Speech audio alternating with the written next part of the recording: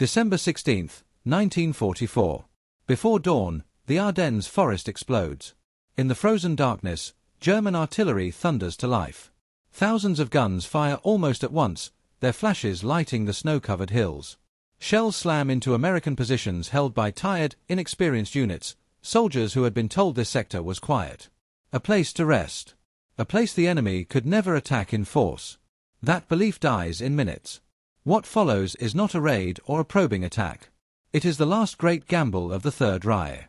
Adolf Hitler has committed nearly everything he has left in the West. More than 200,000 German troops surge forward, supported by almost 1,000 tanks and assault guns. Elite panzer divisions, thought to be broken beyond recovery, smash into thin American lines with terrifying speed. Snow and thick fog ground Allied aircraft. Visibility drops to near zero. German infantry slips through the forests, bypassing strongpoints, appearing suddenly behind American positions. Communications collapse. Units become isolated. Commanders lose contact with entire battalions. Some American formations fight and hold. Others are shattered. By the end of the first day, the German advance has punched a massive bulge into the Allied front. Roads clog with retreating vehicles, wounded soldiers, and refugees fleeing west. Military police struggle to restore order. Rumors spread faster than facts, tales of unstoppable German tanks and entire divisions wiped out. The largest battle ever fought by the United States Army has begun. Lieutenant General Omar Bradley studies the reports from his headquarters in Luxembourg City with growing alarm. As commander of the U.S. 12th Army Group, much of the American front is his responsibility. The situation worsens by the hour. Bradley had accepted intelligence assessments that declared the Ardennes unsuitable for a major German offensive. Dense forests. Narrow roads. Difficult terrain. Analysts had judged it the ideal place to station inexperienced divisions and allow battered units to recover. Now those assumptions lie in ruins. German columns are advancing far deeper than expected. Supply dumps are overrun. American units are scattered and cut off. The speed and coordination of the attack suggest planning on a scale few believed the Germans still capable of. If the Germans reach the Meuse River, Bradley knows the consequences could be catastrophic. One location dominates every map on his desk. Bastogne. A small Belgian town, unremarkable in appearance, but vital in reality.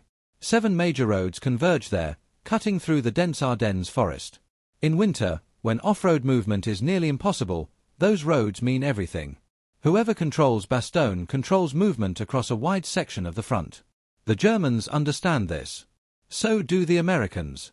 On December 18th, elements of the 101st Airborne Division are rushed toward Bastogne in trucks, pulled straight from reserve. They are elite soldiers, paratroopers, but lightly equipped. They arrive just hours before German forces close the ring around the town. By nightfall, Bastogne is surrounded. Inside the perimeter are roughly 11,000 American troops. Alongside the 101st are elements of the 10th Armored Division, engineers, artillery units, and scattered survivors from shattered formations. Ammunition is limited. Medical supplies are scarce. Food is already being rationed. German artillery begins pounding the town. Probing attacks follow. The siege of Bastogne has begun. Bradley understands immediately that the town must be relieved, and fast. He picks up the phone and calls Lieutenant General George S. Patton, Jr., commander of the U.S. Third Army. Patton is far to the south, near the German border, in the middle of his own offensive. Third Army has just broken through stubborn German defenses and stands poised to drive deep into Germany. It is the kind of moment Patton lives for. The timing could not be worse. "Brad, I've got a bridgehead across the Saar," Patton says eagerly. "We're ready to exploit." Bradley interrupts him. "There's a lot of trouble up north." He explains the scale of the German offensive. The collapsing lines. The danger facing Bastogne. He orders Patton to send the 10th Armored Division north immediately to help stabilize the situation. Patton objects. Without the 10th Armored, his breakthrough may stall. Momentum will be lost. Weeks of fighting could be wasted. But Bradley does not relent. This is bigger than Third Army's advance. When the call ends, Patton is angry, but thoughtful. For weeks, his intelligence officer, Colonel Oskar Koch, has warned of German troop concentrations opposite the Ardennes. Patton had dismissed the reports. His army was facing east and south, not north. The Ardennes were someone else's concern. Now, Koss warnings echo with new clarity. Patton pauses. Then he makes a decision that will change the course of the battle. That night, Patton summons his senior staff. The Germans have launched a major offensive through the Ardennes, he tells them. Eisenhower wants us in Verdun tomorrow. I believe we're going to be ordered to turn north and attack the German flank. The reaction is immediate. Turn north. Third Army is oriented east and south. Supply lines, artillery positions, fuel depots, everything is aligned toward Germany. Turning an entire army 90 degrees while actively engaged in combat is almost unthinkable. In this weather, one officer asks. Patton nods. I want 3 plans, he says. 1 with 3 divisions. 1 with 4. 1 with 6. Have them ready by morning. No discussion. No hesitation. Just orders. Patton understands something many of his peers do not. In mobile warfare, speed matters more than perfect preparation. The German offensive has created chaos, but also opportunity. Their forces are driving west, focused forward, their flanks exposed. If struck quickly, they can be unbalanced. The window will not stay open for long. Throughout the night, Third Army headquarters works at a frantic pace. Maps are spread across tables. Routes are plotted through icy roads and narrow forest paths. Fuel requirements are calculated. Movement schedules drafted. The logistics are staggering. Hundreds of thousands of soldiers. Tens of thousands of vehicles. Artillery battalions, tank columns, infantry divisions, all must disengage, pivot, and redeploy while remaining ready to fight. Outside, the cold deepens. Snow falls steadily. Engines struggle to start. Men wrap themselves tighter in their coats. By dawn, the plans are complete. Patton has not yet received his orders. But Third Army is ready to move. As daylight breaks on December 19th, senior Allied commanders converge on Verdun for an emergency conference. The ancient fortress city, scarred by earlier wars, now hosts another moment of decision. The room is freezing. 16 commanders sit bundled in heavy coats. Maps line the walls. Breath clouds the air.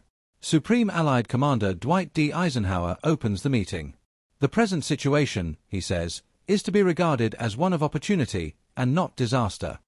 Many struggle to see it. Eisenhower outlines the German plan. The drive toward Antwerp. The critical importance of Bastogne. The need to hold the crossroads at all costs. Then he turns to Patton. George, he asks, how soon can you attack north with a substantial force? Patton stands. What he says next will echo through military history. By December 1944, the Allied advance across Europe had slowed to a crawl. What was once a confident march toward Germany had become a grinding winter struggle. Supply lines were stretched thin. Fuel was rationed. Infantry units were exhausted. And most Allied commanders believed the enemy was finished, incapable of mounting any large-scale offensive. They were wrong.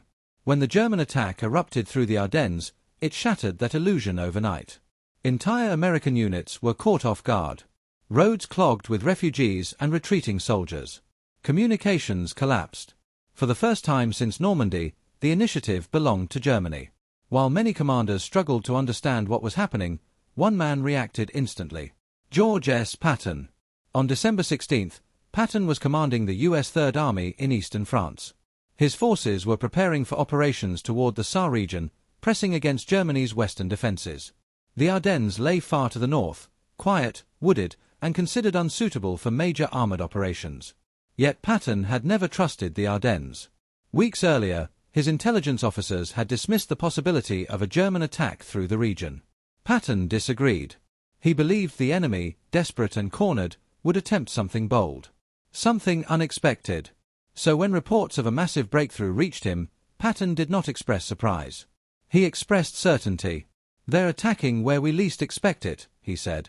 And they mean it. On December 18th, Patton received a call from General Omar Bradley. The tone was urgent. American lines were buckling. Bastogne, a vital road junction, was in danger of being encircled. Bradley asked the question every commander was asking. How quickly can you respond? Patton did not answer immediately. Instead, he asked a question of his own. When do you want me to attack? Bradley hesitated. He knew what Patton was implying. Third Army was oriented east.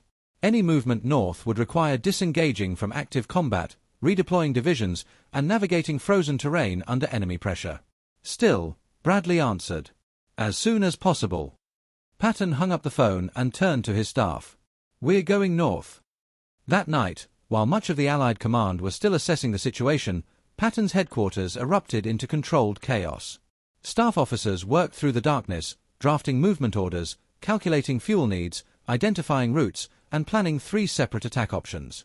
Patton demanded plans for attacking in 3 days, 4 days, and 6 days. Not because he expected all of them to be used, but because he intended to move immediately. Patton believed one thing above all else decided battles: momentum. Once lost, it was almost impossible to regain. The Germans had seized momentum in the Ardennes. The only way to break it was speed, overwhelming, relentless speed. By dawn, Patton had already made his decision. He would attack in 48 hours. On December 19th, senior Allied commanders assembled at Verdun. The meeting was grim. Maps showed German spearheads driving west. Bastogne was fully surrounded. The 101st Airborne was cut off. Eisenhower laid out the facts without emotion. The situation was serious, but not yet hopeless. A coordinated counterattack could still succeed, if executed quickly. Montgomery spoke first. He proposed reorganizing Allied forces in the north. His timeline: 1 week, perhaps more. Other commanders agreed. Units needed time to regroup. Roads were congested. Weather was worsening. Then Patton stood. He did not pace. He did not gesture dramatically. "I can attack with 3 divisions in 2 days," he said. The room fell silent. Patton explained his plan with calm precision. The 4th Armored Division would spearhead the advance. 2 infantry divisions would follow.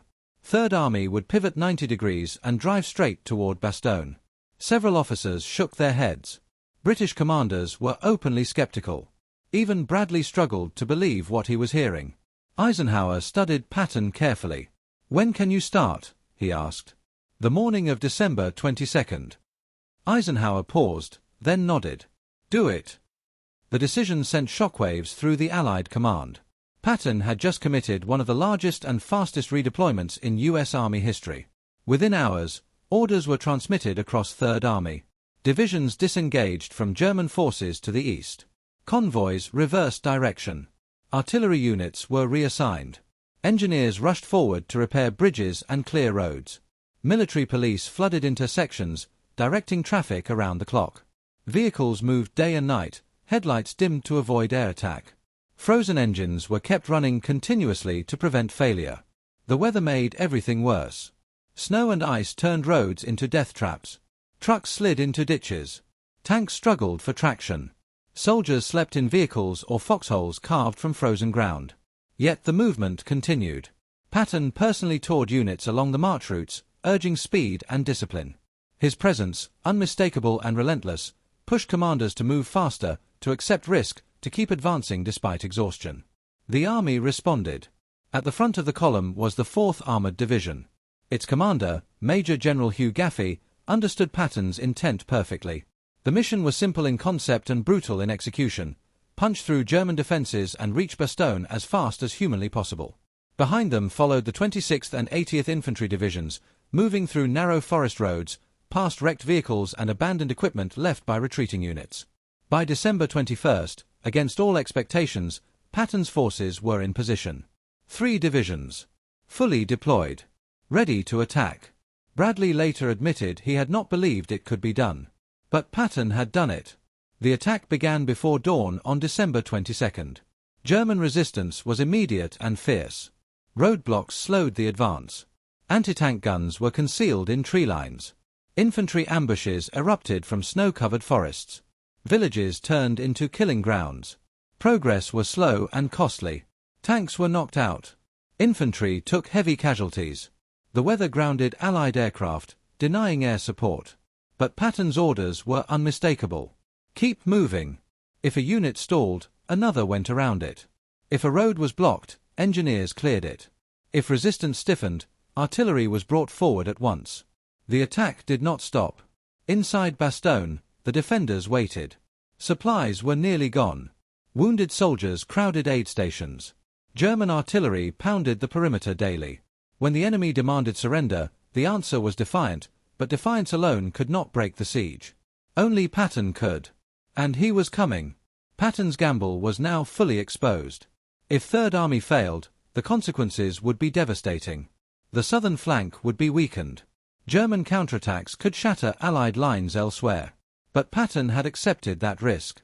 He believed hesitation was deadlier than boldness.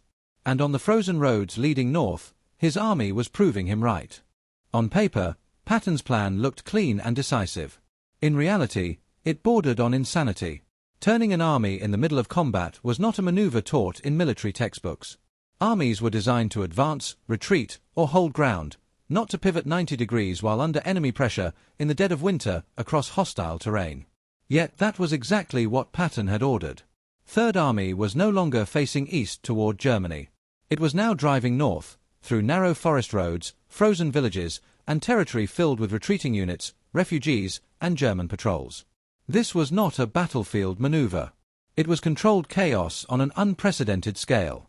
At the heart of the problem was logistics. Moving infantry into battle was one thing. Moving fuel, ammunition, artillery, medical units, engineers, and communications equipment alongside them was another. Every tank required fuel daily. Every artillery battery demanded constant resupply. Every advance meant wounded soldiers who needed evacuation through icy roads already clogged with traffic.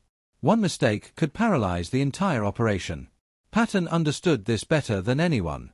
He had spent years studying military history, and he knew that most offensives failed not because of enemy resistance, but because logistics collapsed. So he did something few commanders had the nerve to do. He simplified everything. Routes were assigned with ruthless clarity. Units were ordered to move regardless of comfort or ideal conditions. Traffic control points were established miles in advance. Military police were given authority to override rank if necessary to keep vehicles moving. Patton's message was unmistakable. Speed was survival. The weather made that speed brutally difficult. The winter of 1944 was one of the coldest Europe had seen in decades. Temperatures plunged well below freezing. Snowstorms reduced visibility to almost nothing. Ice-coated roads and vehicles alike. Engines froze overnight. Weapons malfunctioned. Soldiers slept in soaked uniforms, often without shelter. For many men, the cold was a more relentless enemy than the Germans. Yet the columns moved. Drivers chained tires and pushed on. Engineers worked through the night, repairing bridges and clearing wrecks. Medics treated frostbite cases by the hundreds while convoys rolled past them toward the front. Patton refused to slow down. He believed the Germans were just as cold, just as exhausted, and far less prepared for what was coming. At the front of the maneuver, the 4th Armored Division advanced cautiously but relentlessly. Reconnaissance units probed ahead, encountering enemy patrols and hastily prepared defenses. German commanders, initially stunned by the speed of the American response, quickly began reinforcing roadblocks and funneling forces toward the southern approaches to Bastogne. The terrain favored the defender. Dense forests limited maneuver. Villages sat astride key crossroads, perfect for ambushes. Anti-tank guns were hidden along narrow approaches, waiting for American armor to expose itself. Every mile forward was paid for in blood. Tank crews fought blind through snow and fog. Infantry cleared houses room by room. Artillery crews fired continuously, often without accurate maps, relying on forward observers operating in near whiteout conditions. The advance slowed, but it did not stop. Behind the spearhead, infantry divisions pressed forward under equally brutal conditions. Marching soldiers slipped and fell on icy roads. Trucks stalled. Supply convoys were delayed or rerouted. At several points, traffic jams threatened to halt the entire operation. Patton responded personally. He drove to bottlenecks, climbed out of his vehicle, and began directing traffic himself, berating officers, encouraging enlisted men, and demanding movement at all costs. Witnesses later recalled his fury, his urgency, and his absolute refusal to accept delay. To Patton, time was life. Every hour lost meant more American casualties in Bastogne. The burden on Patton's staff was immense. Orders had to be constantly revised as conditions changed. New routes were selected when roads became impassable. Units were reassigned on the move. Intelligence reports flooded in, some accurate, many contradictory. German counterattacks threatened exposed flanks. There were moments when Third Army's stretched formations could have been exploited. But the Germans hesitated. They had not expected an attack from the south, certainly not one launched so quickly. Their reserves were already committed to pushing west. Redirecting forces took time they did not have. Patton's speed created confusion. And confusion favored the attacker. As December 23 approached, a small but critical change occurred. The skies began to clear. 4 days, low clouds and snowstorms had grounded Allied aircraft. Now, breaks appeared in the overcast. Sunlight filtered through the clouds. It was the first good flying weather in nearly a week. Patton had famously prayed for clear skies, and whether coincidence or providence, the weather finally cooperated. Allied aircraft surged into the air. Fighter bombers struck German positions. Transport planes dropped supplies into Bastogne. Reconnaissance flights provided desperately needed intelligence. The effect was immediate. German pressure on the defenders eased. Morale inside Bastogne surged. And Patton's advancing units received vital air support for the first time. The balance was shifting. Still, the final push remained uncertain. German defenses south of Bastogne hardened. Elite units, including armored formations, dug in along key routes. Roadblocks became fortified positions. The 4th Armored Division was forced to fight for every village, Chaumorne, Bougainville, Eisenhower, names that would later be etched into regimental histories. Casualties mounted. There were moments when progress nearly stalled. Tank losses were heavy. Infantry units were exhausted. Yet Patton refused to consider withdrawal or delay. He rotated units, reinforced pressure points, and demanded continuous attack. His philosophy was clear: if you stopped, the enemy would recover. And recovery was unacceptable. By Christmas Eve, 3rd Army had driven deep into the German defenses. The distance to Bastogne had shrunk to single digits. American artillery could now be heard inside the besieged city. For the first time, the defenders knew relief was close. But close was not enough. One final breakthrough remained. Patton's impossible maneuver, turning an entire army under fire, had not collapsed. It had succeeded. Against the odds. Against the weather. Against conventional wisdom. Now, everything depended on the final miles. And on whether Patton's gamble would end in triumph or disaster. By December 24, 1944, the battlefield south of Bastogne had become a frozen corridor of destruction. Burnt-out tanks lined the roads. Snow-covered fields were cratered by artillery. Villages that once sheltered civilians were reduced to shattered stone and smoking ruins. Somewhere beyond those ruins lay Bastogne. For the men of the 4th Armored Division, the distance was no longer measured in miles, but in resistance. German commanders, now fully aware of Patton's advance, had committed everything they could spare to stop it. Roadblocks were reinforced. Infantry dug into forests and farmhouses. Anti-tank guns were positioned to cover narrow approaches where American armor had no room to maneuver. The final barrier stood at the village of Eisenhower. If Eisenhower fell, Bastogne would be reachable. If it held, the siege would continue. The attack began under heavy fire. American tanks moved cautiously along the icy road, their tracks struggling for traction. Infantry advanced on foot, slipping through ditches and hedgerows as machine gun fire ripped through the air. German artillery opened up from concealed positions, turning the road into a killing zone. Several American tanks were knocked out within minutes. The advance stalled.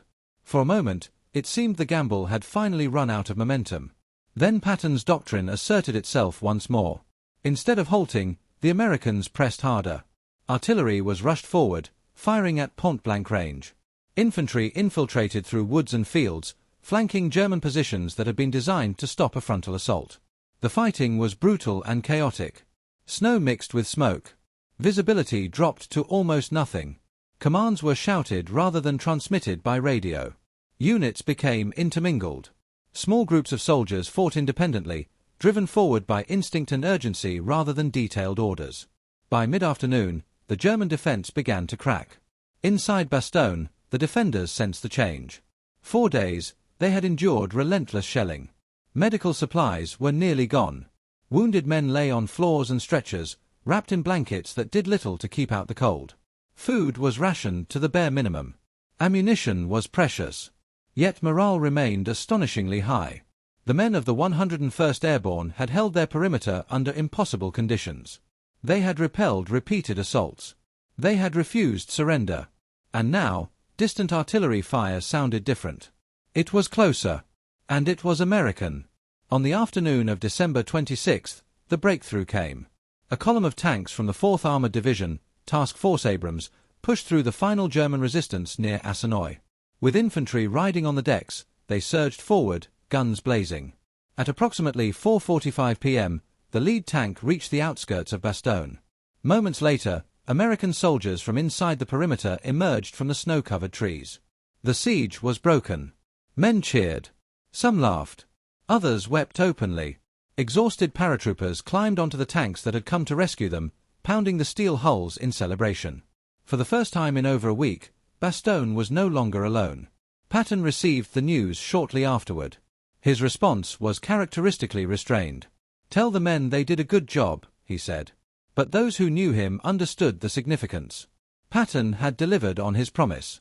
He had turned an army in 48 hours. He had fought through one of the worst winters in memory. And he had relieved Bastogne in the face of determined enemy resistance. Few commanders in history had attempted such a maneuver. Fewer still had succeeded. The battle, however, was not over. German forces continued to attack along the Bulge for days afterward. Fighting remained fierce throughout late December and early January. The Ardennes would not be fully secured until mid-January 1945. But the momentum had shifted. The failure to hold Bastogne crippled the German offensive. Supply lines were disrupted. Timetables collapsed. The initiative slipped permanently from German hands. From that point forward, the outcome of the war in the West was no longer in doubt. In the aftermath, Allied commanders assessed what had happened. Bradley later admitted that Patton's speed had saved the situation. Eisenhower acknowledged that without Third Army's rapid response, the Battle of the Bulge might have taken a far darker turn. Even Patton's critics were forced to concede the brilliance of the maneuver. The pivot of Third Army became a case study in operational art, proof that audacity, when backed by preparation and discipline, could achieve what caution could not. For the soldiers who fought there, the legacy was far more personal. Many would carry the memory of frozen nights, desperate fighting, and sudden relief for the rest of their lives. Bastogne became more than a battle, it became a symbol of endurance. The word nuts entered military legend. And Patton's reputation, already formidable, was cemented forever. In later years, historians would debate Patton's flaws. They would question his temper, his ego, his harsh discipline. They would argue about his methods and his personality. But when the Ardennes offensive threatened to unravel everything the Allies had fought for, Patton did not hesitate. He acted. He gambled. And he won. The roads around Bastogne are quiet now. Snow still falls on the forests in winter. Villages have been rebuilt. Fields once torn apart by artillery are green again.